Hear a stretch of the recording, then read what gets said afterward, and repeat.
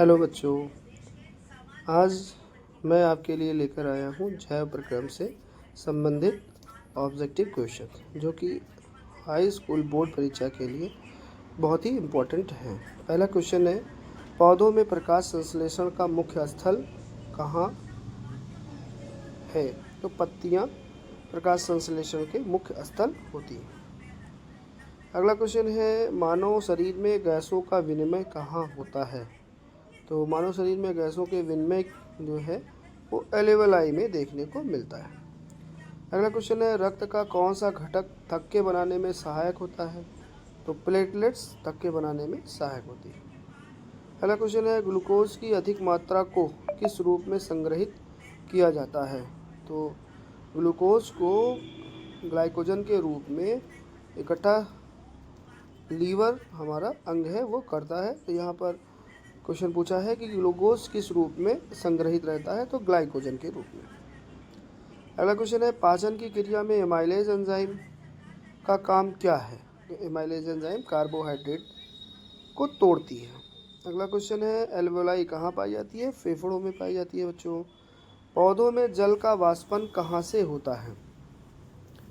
तो अधिकांशतः जल का वाष्पन जो है वो पत्तियों से होता है। तो पत्तियाँ ऑप्शन सही हो जाएगा। अगला क्वेश्चन है, पित्तरस किस अंग में संग्रहित रहता है?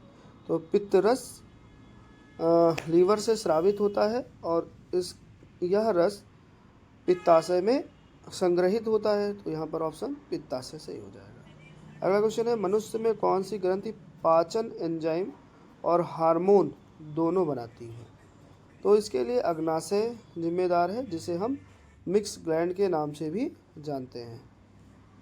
अगला क्वेश्चन है, रक्त में CO2 को कौन हटाता है? तो इसके लिए फेफड़े हमारे जिम्मेदार हैं। अगला क्वेश्चन है, सजीवों में ऊर्जा का मुख्य स्रोत क्या है? तो सजीवों में ऊर्जा का मुख्य स्रोत ग्लूकोज है। अगला क्वेश्चन है, स्टोमेटा किस प्रक्रिया के लिए आवश्यक है? तो स्टोमेटा में गैसों का आदान प्रदान, स्टोमेटा की सहायता से गैसों का आदान प्रदान होता है। तो ये गैसों का आदान प्रदान क्वेश्चन। श्वसन के दौरान कौन सी गैस बाहर निकलती है? कार्बन डाइऑक्साइड गैस बच्चों निकलती है बाहर। अगला, खून में अम्लता को कौन नियंत्रित करता है? तो श्वसन तंत्र जो है वो खून में अम्लता को नियंत्रित करता है। अगला क्वेश्चन है, प्रकाश संश्लेषण की क्रिया में आवश्यक गैस।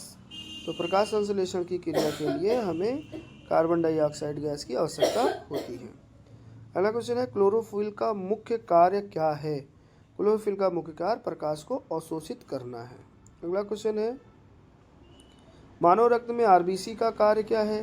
तो आरबीसी जो है ऑक्सीजन के परिवहन के लिए जिम्मेदार होती है। ये ऑप्शन सही हो जाएगा। अगला क्वेश्चन है, गुर्दा किस प्रणाली का भाग है? तो गुर्दा जिसे वृक्क कह रहे हैं ये उत्सर्जन तंत्र के लिए जिम्मेदार होता है। अगला क्वेश्चन है, नेफ्रॉन किस अंग की इकाई है? तो गुर्दे की इकाई नेफ्रॉन कहलाती है। अगला क्वेश्चन, क्लोरोप्लास्ट में कौन सा वर्णक पाया जाता है? तो क्लोरोफिल पाया जाता है। अगला क्वेश्चन है, श्वसन की क्रिया में ऊर्जा किस रूप में मिलती है? तो श्वसन की क्रिया में ऊर्जा ATP के रूप में पाई जाती है। ATP का पूरा नाम एडिनोसिन ट्राइफॉस्फेट है। अगला क्वेश्चन, छोटी आंत में वसा का पाचन किस एंजाइम द्वारा होता है? तो वसा के पाचन के लिए लाइपेज एंजाइम सही होगा। एमाइलेज एंजाइम के द्वारा क्या पाचन होता है? कार्बोहाइड्रेट का पाचन होता है। अगला क्वेश्चन, प्रकाश संश्लेषण की सामान्य प्रक्रिया इस रंग के प्रकाश में सबसे अधिक होती है?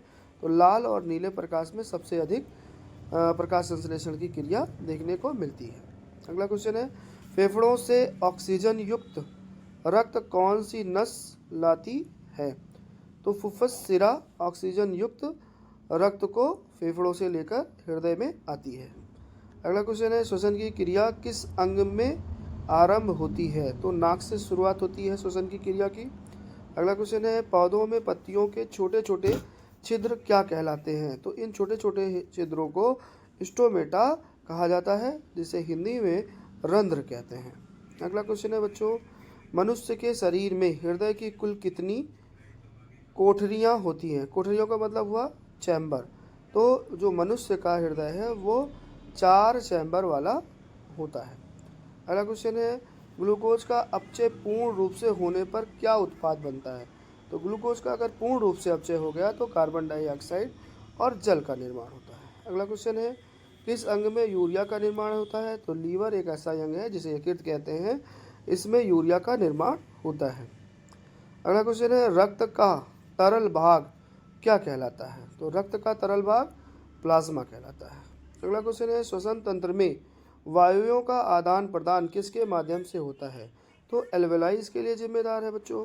अगला क्वेश्चन है, रक्त में ऑक्सीजन का परिवहन मुख्यतः किसके द्वारा होता है? तो ऑक्सीजन के परिवहन के लिए हीमोग्लोबिन जिम्मेदार होती है। ये ऑक्सीजन से क्रिया करके ऑक्सी हीमोग्लोबिन बना लेती है। तो यहाँ पर ऑप्शन कौन सा सही हो जाएगा? हीमोग्लोबिन। अगला क्वेश्चन है, अवायवीय श्वसन में अंतिम उत्पाद क्या बनता है? तो बच्चों यहाँ पर एथेनॉल बनता है अंतिम उत्पाद, तो ये एथेनॉल ऑप्शन सही हो जाएगा। अगला क्वेश्चन है, नवीन मूत्र का निर्माण कहाँ होता है? तो नवीन मूत्र का निर्माण जो है वो गुर्दे में होता है। अगला क्वेश्चन है, मानव में पाचन क्रिया की शुरुआत कहाँ से होती है? तो माउथ से ही, हमारे मुख से ही पाचन की क्रिया शुरू हो जाती है। अगला क्वेश्चन है, मानव हृदय में अशुद्ध रक्त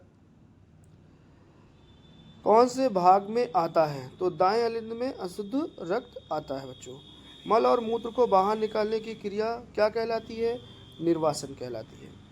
पाचन के दौरान प्रोटीन को कौन सा एंजाइम तोड़ता है?